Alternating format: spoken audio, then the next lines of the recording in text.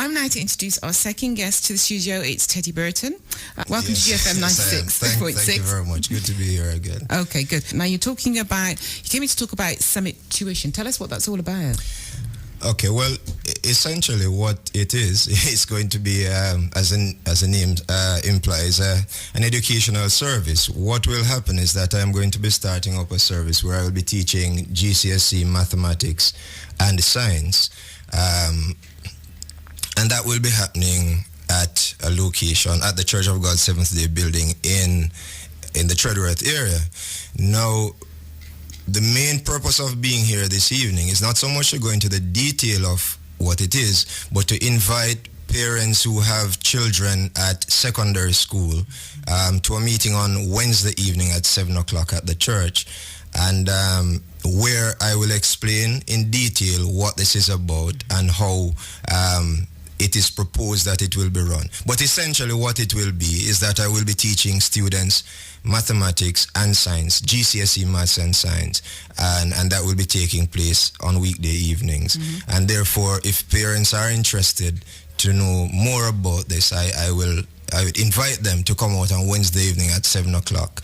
The meeting will take place at the Church of God Seventh-day, the corner of Hatherley and Tarrington Road. Mm-hmm.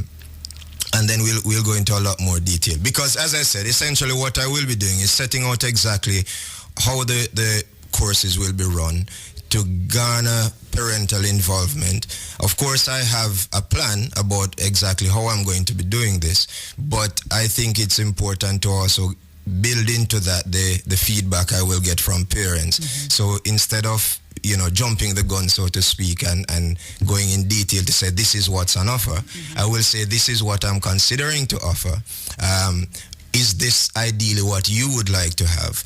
Right. And build in the responses which are there. And to also give parents, of course, an opportunity to ask any questions that they have, mm-hmm. and therefore make an informed decision whether to let their children be a part of it or not. Okay. Now, you're no stranger to teaching, and we need to let people be clear on that one. Yes. So do you want to give us a little background to your teaching? Yes, I actually started teaching in 1995, which is some 16 years ago, actually.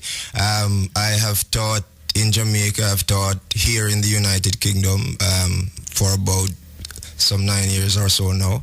I have, of course, worked during that time I worked in all kinds of schools. I worked in a Catholic girls' school and an inner city boys' school. I worked in the independent sector, the state sector, a Church of England mixed comprehensive. I have a wide range of experience. I've taught physics, I've taught mathematics, but most of my teaching has been teaching science. And I've taught at the whole age range in secondary school from year 7 to year 11.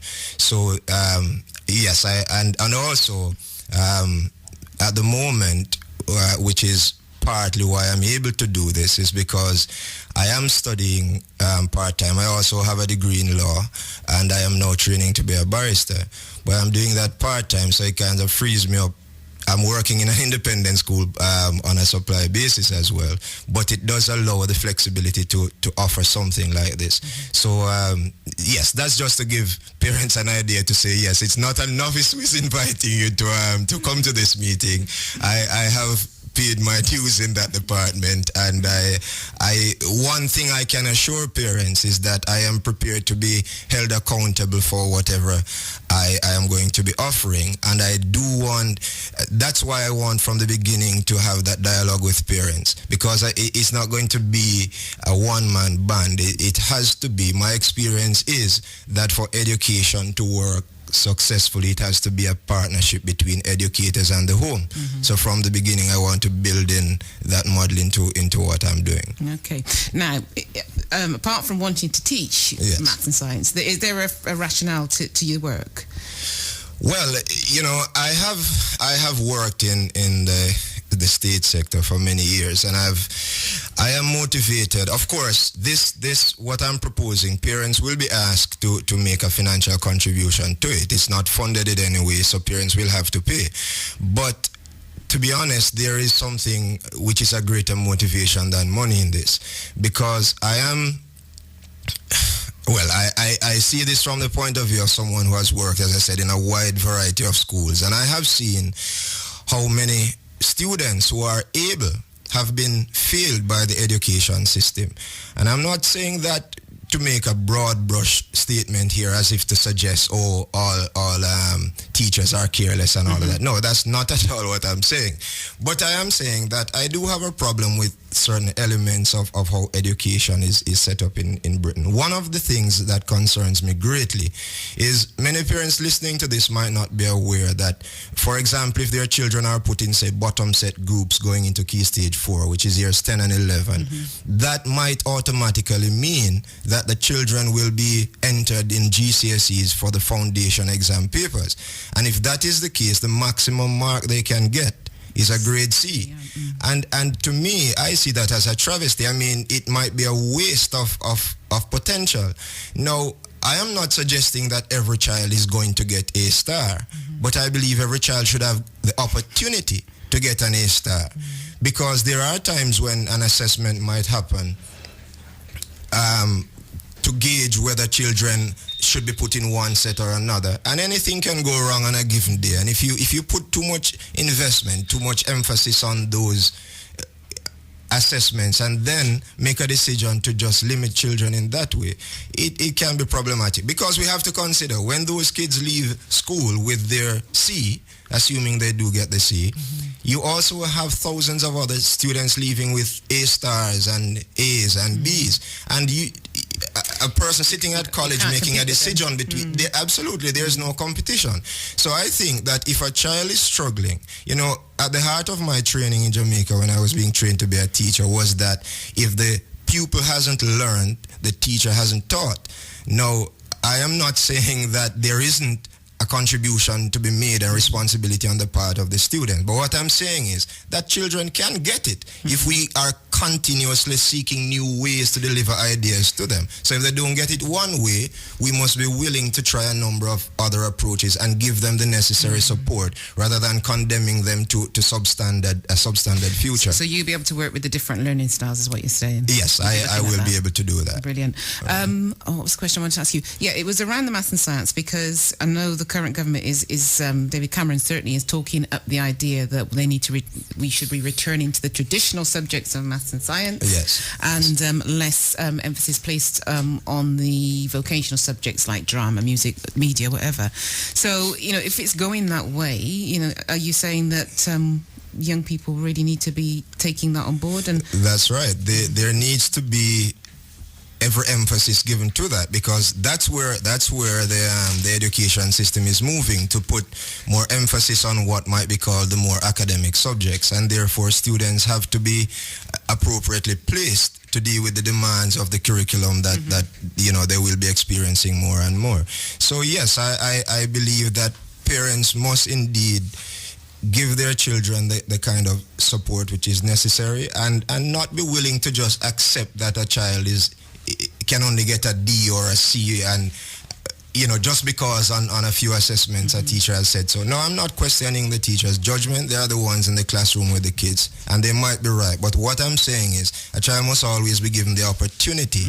I'm not saying we must give people false hope, but I'm saying we must give all that we can give to support them to do the best that they can do and to achieve the best they can achieve. Okay, so that's about tapping into their learning style. Is there also something to be said about the environment and the way it's being taught as well for the young person? Well, relationships are extremely important in the classroom. And the moment a child comes to the classroom door, sometimes they've made up their mind whether they're going to do well in that lesson or not because of the impression they form about the teacher. No, again, am I excusing that? No, I'm not, because if you're there to learn and whoever is there doing their job, you need to show respect and do your part. But what I mean, though, when I say relationships are important, in the schools I've worked, I found, for example, that students who are of, say, an African Caribbean background immediately connect with me because there's a kind of, call it a cultural link, if you will. They start asking me things about Jamaica.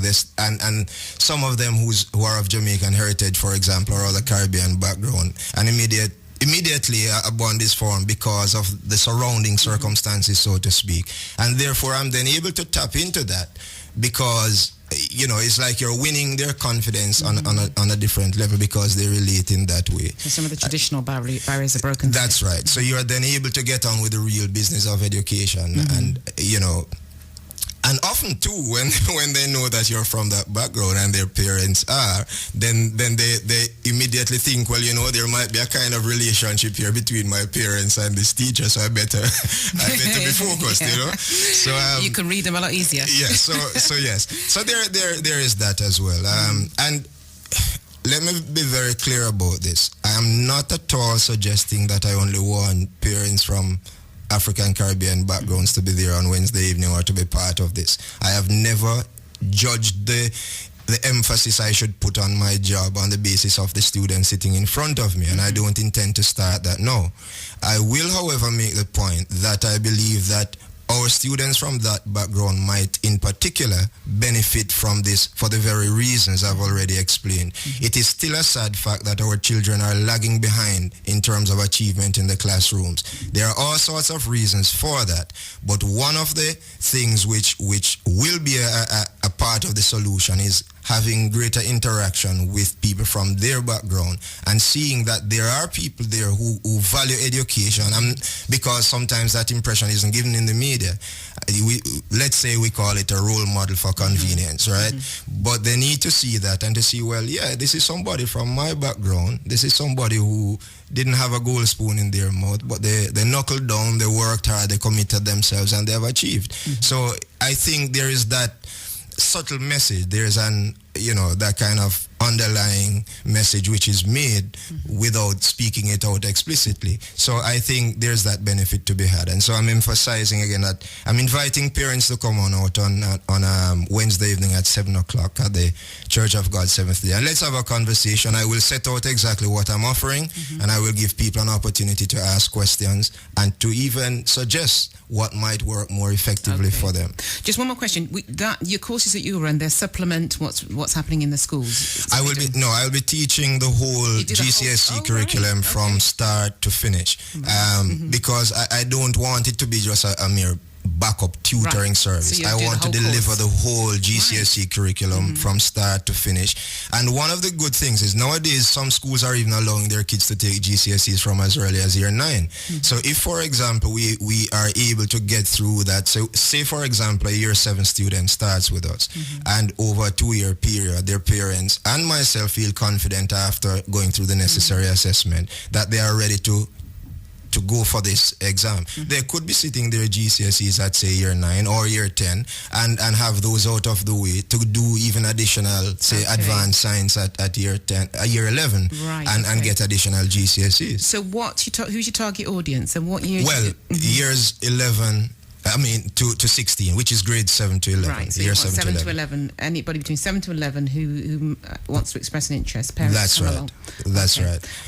Just remind us of the time. 7 o'clock on Wednesday evening at the Church of God Seventh Day. And I've also, since word of this has been going out, I've also had expressions of interest from adults who wanted to ask you that. Right. Yes, I've had expressions of interest from adults who want to do GCSE mathematics, and so I'm seriously considering that. So if there are adults who are interested in doing that, then I can be approached to and based on the response I get, then certainly I think there's a strong possibility that I might do that. How do people get in contact with you if they want to, if they want more information on the conversation we've had tonight, but also an adult learner who might be interested in coming to you? Okay, well, I'm happy to give my phone number. Okay. It's 079-472-45284.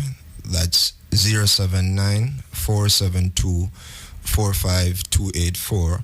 And yes, people can reach me that way. But I just want to emphasize it's going to take place at the Church of God Seventh Day, but it is not run by the Church of God Seventh Day. It's separate in that way. It's a venue.